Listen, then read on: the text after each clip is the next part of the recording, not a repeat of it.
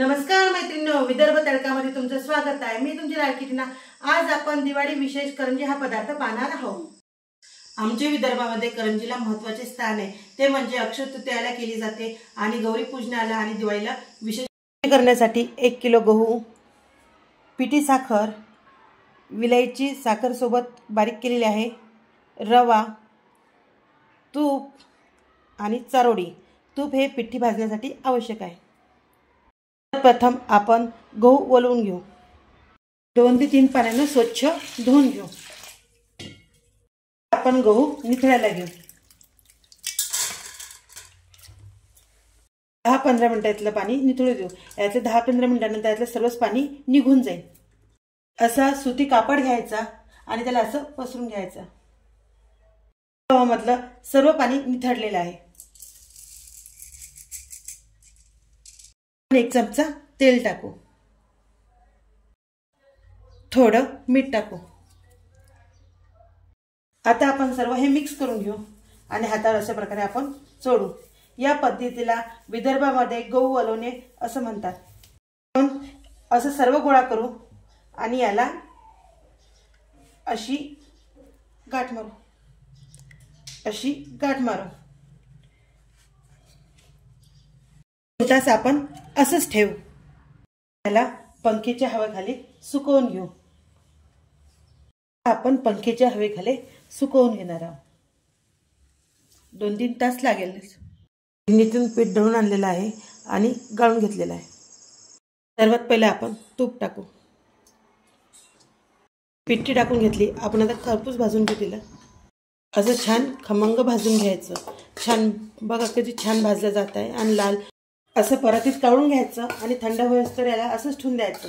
याच्यात जर गरम साखर टाकली, आपण पिठी साखर जर टाकली, त्याचं पाणी होईल आणि आपलं सगळं बिघडून जाईल। त्यासाठी हे आधी थंड होऊ द्यायचं, एकदम गार होऊ द्यायचं, त्याच्यानंतरच पिठी साखर टाकायची। अर्धी वाटी रवा, 2 वाट्या मैदा, चिमूटभर मीठ, गरम तेलाचं मोहन टाकायचं। थोडं पाणी टाकून भिजवून घेऊ।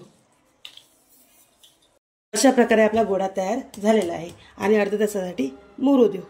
अर्ध्या तास आपण त्याला झाकून ठेवू। काढून घेऊ। अशी पिठी साखर टाकायची। जेवढे गव्हाचं पीठ असेल त्याच्याच बरोबरीनं पिठी गव्हाचं पीठ 2 ग्लास होतं, तर आपण साखर ही 2 ग्लासच टाकणार आहे। वेलची पूड टाकू, चारोळी टाकू, मिक्स करून घेऊ। लहान उंडा घ्यायचा आणि अशी छोटीशी पुरी लाटून घ्यायची। अशा 10-12 पुऱ्या करून घ्यायच्या आणि परत सारण भरायला सुरुवात करायची। करंजी करण्याचा हा साचा आहे। त्याला आपण सर्वात पहिले मैदा असं हे करून घेऊ, भिजवून घेऊ।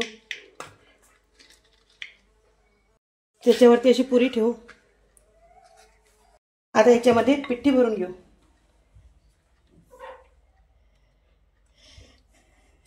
एक ते 2 चमच पिठी बसते याच्यात। त्याच्यानंतर असं वरून पाणी लावून घ्यायचं। पाणी लावल्यामुळे काय होते, ती पुरी या सर्वाला चिटकून जाते आणि आपलं सारण सुद्धा बाहेर येत नाही। असं पाणी लावून घ्यायचं। आता अशी फोल्ड करून घ्यायची। आता पूर्ण पॅक दाबायचं आणि हे आजूबाजूचं काढून घ्यायचं।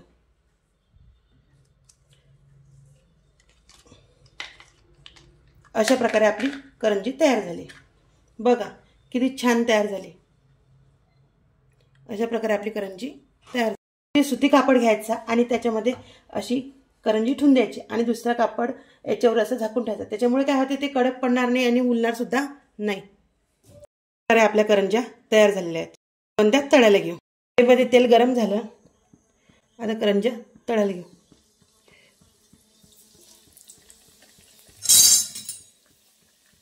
प्रकारे करंजी तळून घेतलेली आहे। दुसरी करंजी टाकली आहे।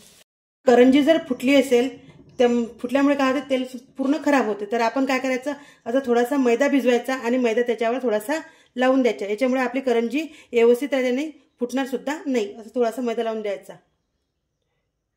सुद्धा आपण पातळ मैदा करून लावलेला आहे। आता ही आपल्या कढईत फुटणार नाही। आपण जो मैदा लावला करंजीला, तो दिसत सुद्धा नाही की कुठे फुटलेली आहे करंजी की काय। बघा अशा प्रकारे आपल्या करंज्या तयार झालेल्या आहेत. बघा किती छान करंज्या झालेल्या आहेत. बघा किती सुंदर करंज्या झालेल्या आहेत. माझ्या करंज्या आवडल्या असेल तर लाईक करा, शेअर करा आणि सबस्क्राईब करा. थँक्यू.